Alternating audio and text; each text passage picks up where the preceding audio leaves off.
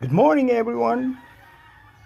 Papakita ko lang sa inyo na we have a faithful God. When we pray to Him, He is an answering God. He answers our prayers. And He provides for all our needs. Sabi sa 2 Corinthians chapter 9 verse 8, it says, "And God is able to make all grace abound toward you, that you having all sufficiency in all things may have an abundance for every good work."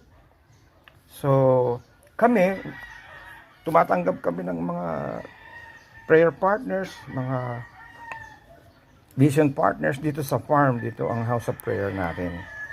Tapos, meron ditong mga available na pwedeng kainin sa breakfast, lunch, dinner. Sariwa ang mga prutas dito.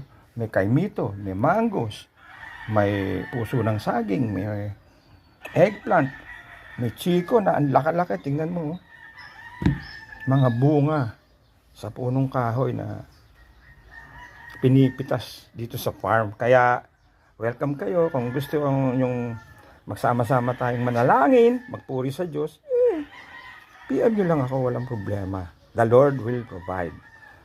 So, yan, 2 Corinthians 9, chapter 9, verse 8. Napakaganda at napakabuti ng Diyos. Amen? Thank you, Lord.